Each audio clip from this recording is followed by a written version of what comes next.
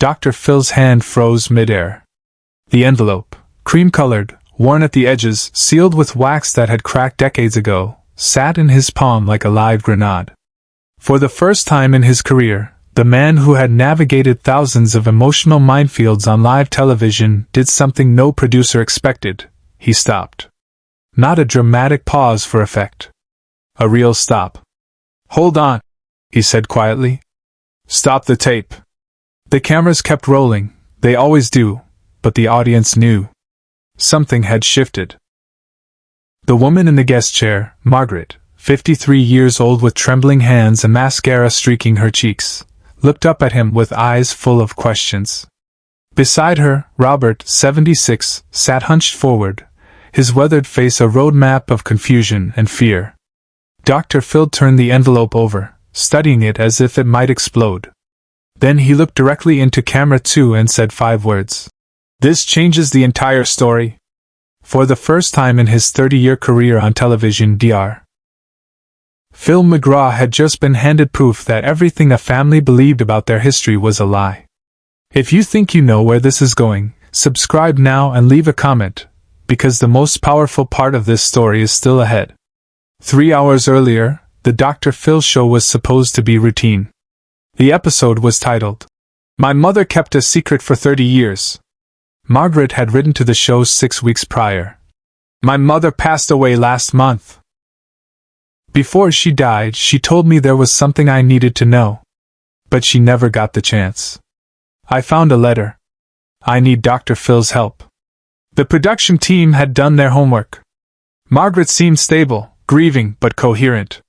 Her story was compelling, a mother's deathbed confession that never happened, a mysterious letter in a safety deposit box, and a family secret involving her elderly father, Robert. What no one knew was that this wasn't just another family secret. It was a complete rewrite of reality. The show opened normally. Dr. Phil walked onto the stage to applause. "Today we're talking about secrets," he began. "The kind that families keep buried for generations. The kind that, when they surface, change everything." Margaret walked onto the stage slowly, clutching a tissue, eyes red. She sat in the guest chair and immediately broke down. "My mother died 5 weeks ago," she said. "Lung cancer. At the end, she kept trying to tell me something. 'Margaret, you need to know.' And then she'd fade out. The morphine made it hard." Dr. Phil leaned forward. "What do you think she was trying to tell you?" "I don't know," Margaret whispered. "But 2 weeks after she passed, I found a letter in her safety deposit box. My name was on the envelope. Inside was another envelope. Sealed. With instructions not to open it until I was sitting across from my father." The audience murmured. This was good television, mystery that kept people watching. But it was still within normal bounds. Then Robert was brought onto the stage. The man who shuffled out didn't look like someone hiding a bombshell. He looked broken. 76 years old, wearing a worn flannel shirt, he moved with careful slowness. When he saw Margaret, his face crumpled. "Maggie," he said. "I'm so sorry." "For what, Dad?" Margaret's voice rose. "What are you sorry for?" Robert sat down heavily, eyes fixed on the floor. Dr. Phil shifted gears. "Robert, do you know what's in that letter?" "I have an idea," Robert said quietly. And I think it's going to destroy her." The studio went silent. Real, genuine quiet. Dr. Phil looked at Margaret. "Do you want to open it?" Margaret's hands shook so badly she could barely hold the envelope. "I don't know if I can." "Then let me," Dr. Phil said gently. Margaret handed it to him, and that's when everything changed. Dr. Phil paused mid-sentence. The studio went completely silent. He held the envelope up to the light. Then he looked at Robert, really looked at him, and something in the old man's expression made Dr. Phil's jaw tighten. He turned to the camera operator. "Cut to commercial. We're not scheduled for." "I said cut to commercial. Now." The red lights blinked off. The audience buzzed with confusion.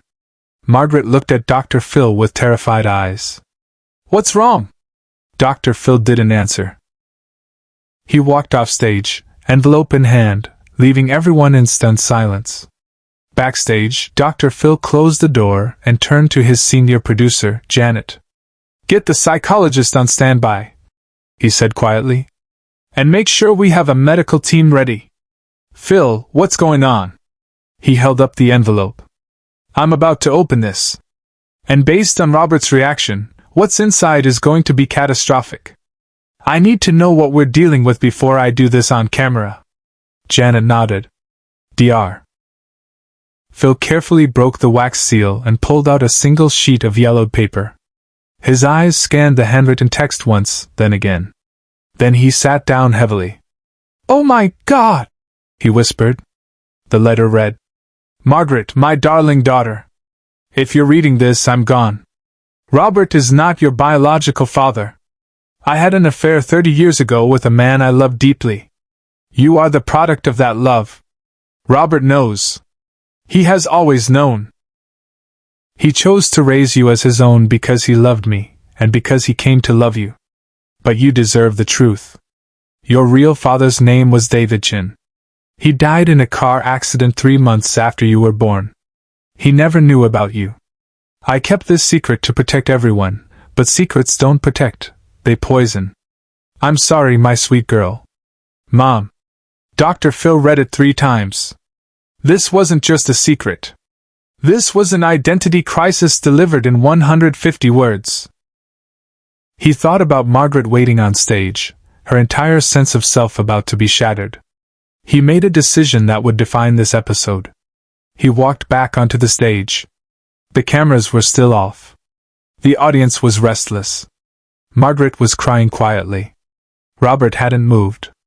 Dr. Phil sat down between them, the letter in his lap. He didn't signal the cameras to roll. He just spoke. "Margaret, before we do this, I need you to understand something. What's in this letter is going to change your life. Fundamentally. And once you know it, you can't unknow it." Margaret's voice was barely a whisper. "Is it that bad?" "It's not bad," Dr. Phil said carefully. "But it's big. And I want to give you the choice. We can do this privately, off camera. Or we can do this here, with support and resources. But the choice is yours." Margaret looked at Robert. The old man was crying now. "Dad?" she said. "I love you, Maggie," Robert said hoarsely. "I have loved you every single day of your life. Whatever that letter says, that doesn't change." Margaret turned to Dr. Phil. "Tell me. On camera. I want people to know that family survived this." Dr. Phil nodded, then signaled to the control room. The red lights blinked back on. "We're back," Dr. Phil said. "And I'm about to read something very difficult. So I want everyone to remember that what we're witnessing is real grief, real shock, and real love. This isn't entertainment. This is a family finding their way through truth." He unfolded the letter and began to read. Off camera, Dr. Phil made a choice no producer expected. The moment Margaret heard, "Robert is not your biological father," she gasped, a sharp, primal sound. Her hand flew to her mouth, eyes wide with disbelief. She looked at Robert, then at Dr. Phil, then back at Robert. "No," she whispered. "That can't be." Dr. Phil kept reading, his voice calm and measured, giving her the full truth.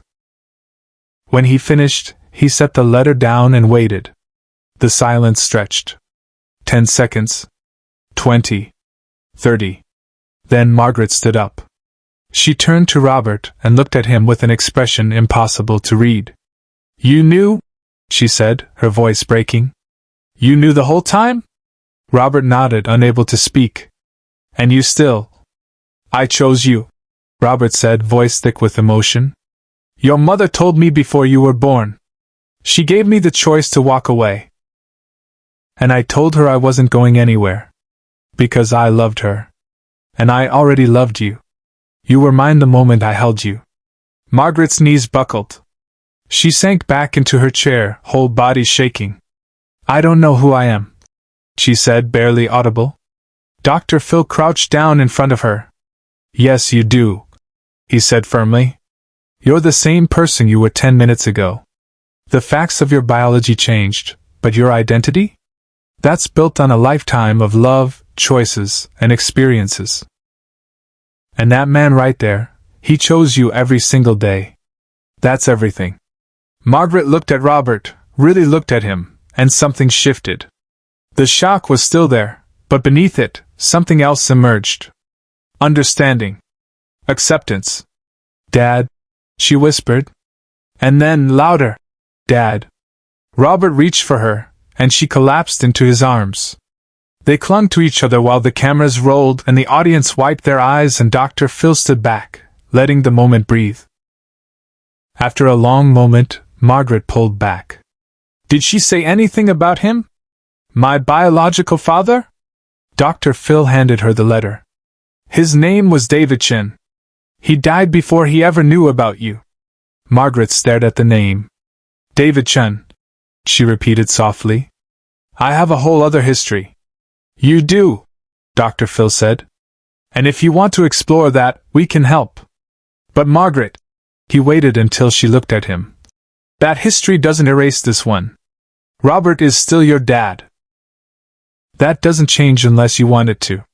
But what happened next is something no one in the room, or watching at home, saw coming. Margaret turned to Robert with tears streaming down her face. Why didn't you tell me?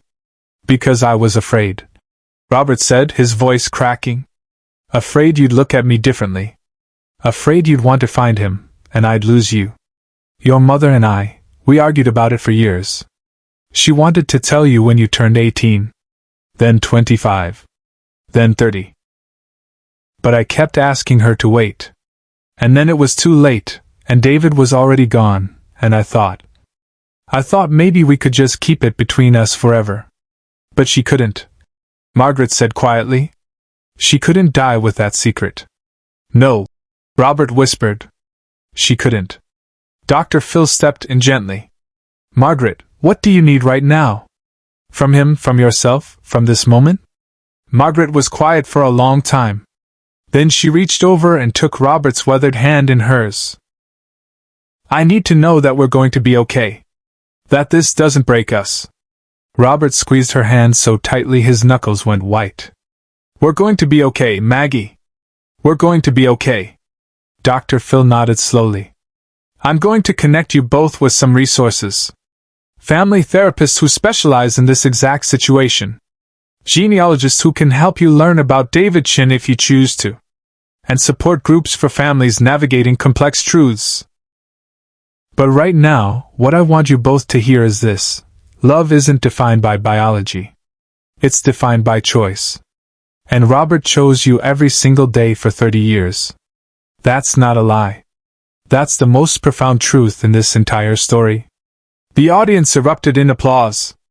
Not the polite golf clap of daytime TV, but real, emotional applause. Several people in the front row were openly crying. Margaret and Robert held on to each other like lifelines. Dr. Phil let the moment sit, then turned to the camera. If this story resonates with you, share it and subscribe. Make sure this story is never forgotten. Because what you just witnessed is what real family looks like. Not perfect. Not simple. But real.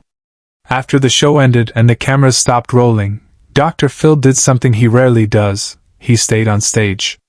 He sat with Margaret and Robert for another 20 minutes, talking through next steps, answering questions, just being present.